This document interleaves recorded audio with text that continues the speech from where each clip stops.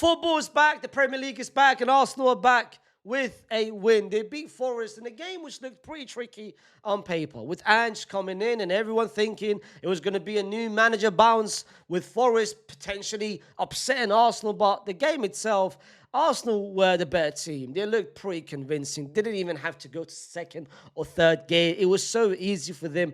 And there wasn't a moment in this game that I felt like Forest actually threatened Arsenal in the first half or the second half. Like, Arsenal did very well to maintain that high line, and they did very well to basically, the first half, they barely created a single chance in terms of Forest. And even the second half, where you thought, you know what, all right, cool, they're losing 1-0. Or when Victor scored the second goal, they're losing 2-0. They only had one actual chance, which you felt like they could do something. But the likes of Hudson-Odoi, Morgan Gibbs-White, Wood, or even Ndoye on the right-hand side, they barely threatened Arsenal at all. And the game itself, I want to talk about certain players. This is going to be different. I want to talk about few players and few players only. The players that stood out to me massively. The players that I look at and say, you know what, wow. Apps, just wow. Just nothing else but just wow. Before I start to mention those players and go through the lineup and the players that I felt like stood out more than anything else, don't forget to like the video, subscribe to the channel if you're new to the channel, and of course, comment your own thoughts. Listen, there's about 5 players that I want to talk about massively. The first person I want to talk about is this man right here, Mr. Calafiori. This guy, I don't think Arsenal fans give him enough respect or enough flowers or enough praise, because this guy is an absolute cheat code. Like, I'm kind of annoyed, especially when we talk about the best left backs in the world. This guy's not mentioned. And you know what? I'm a victim of this as well. Because when you talk about the best left backs in the world, you talk about Nuno Mendes, you talk about Bolder, you talk about Cucurella, you talk about the new signing of Real Madrid, Alvaro Carreras, but you never really hear anyone mention Calafiori. Even Arsenal fans themselves, they don't really big it up that much, hence the reason why the stocks isn't that high. But bro, every time you watch him play, especially this season, this guy is an attacking demon. There is nothing that he can't do in the final third. He has got everything in his bag in the final third. Whenever he reaches that position, his decision making is second to none. His IQ is second to none. He's perfectly able to either invert or overlap, or at the same time, he makes the right decisions, and he makes it with great technique and great care of the ball, fam.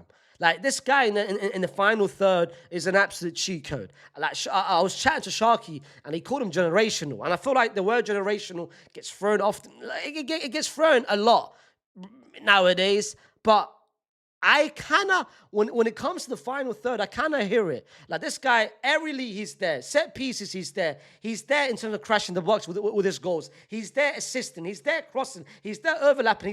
He can do everything in the final third. And even defensively, when he first got signed by Arsenal, the first couple of games, you could see that it was not a weakness massively, but you could see he had to learn a lot in the Premier League. Like, I remember Salah did him a couple of times. I remember there was another game which he got done a couple of times, but you see now defensively, he's improved massively. And bro, I initially, when I looked at it heading into the season, I'm like, Lewis Skelly's not even starting. Like, why is he not starting?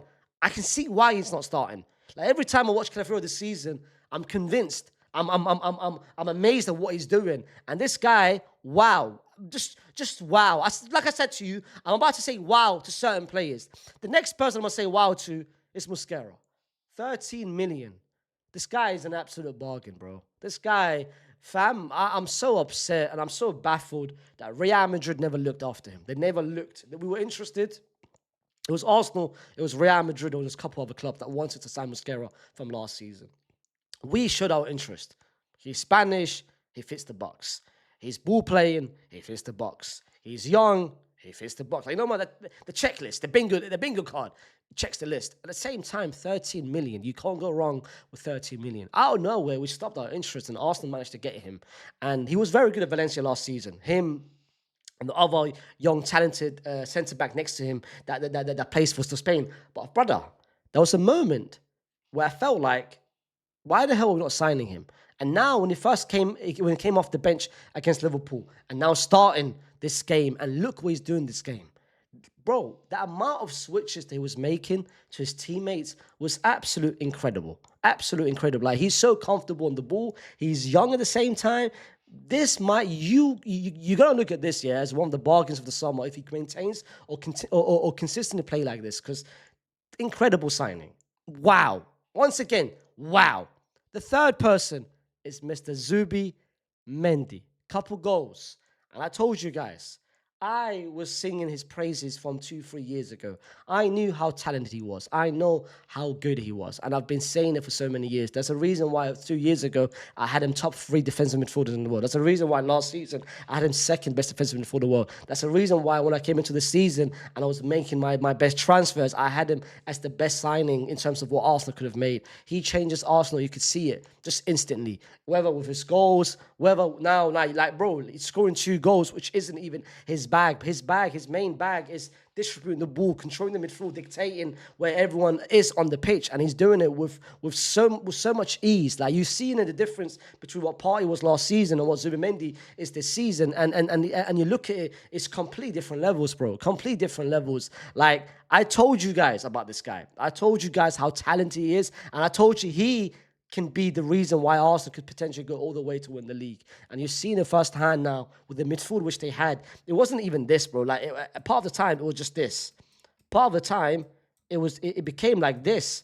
But at the same time, bro, it was just him. Give him the ball, and this guy can just dictate, and this guy can basically assign each role to every single person.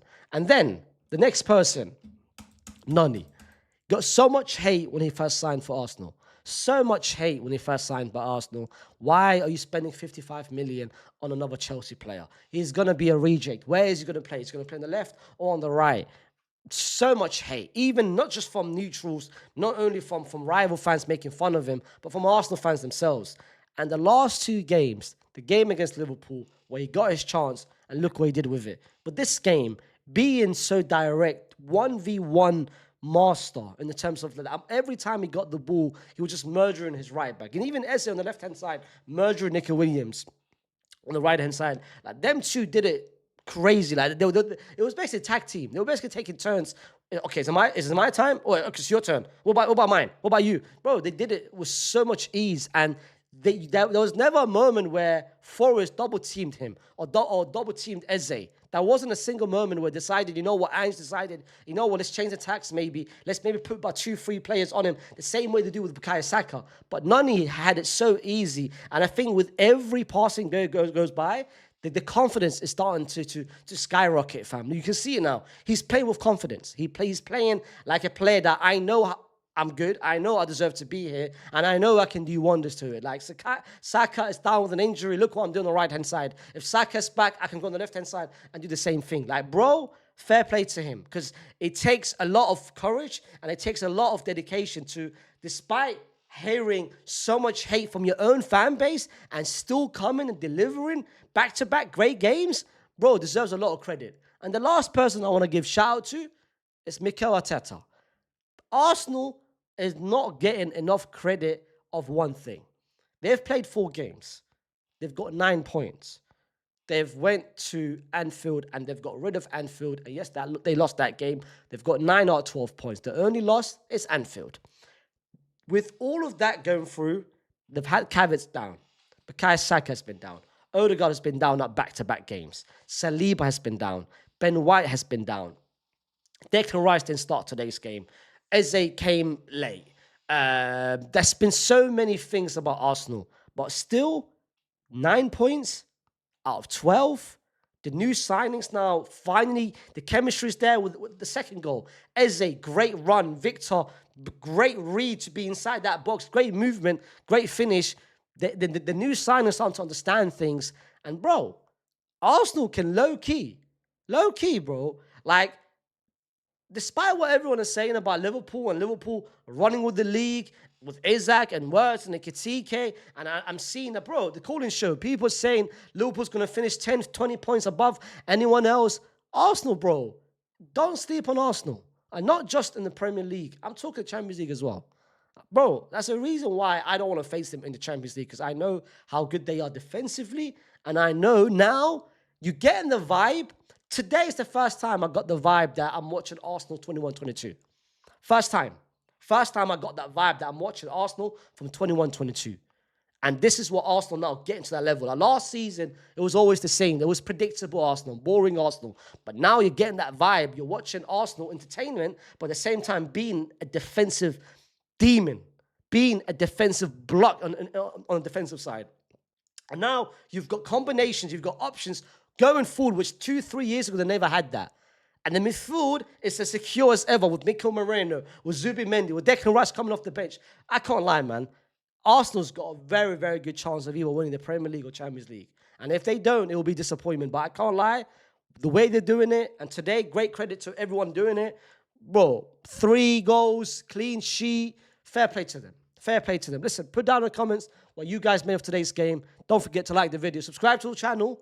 And fam, Arsenal fans, I'll see you soon in the Champions League because I've got a feeling we're going to face each other again.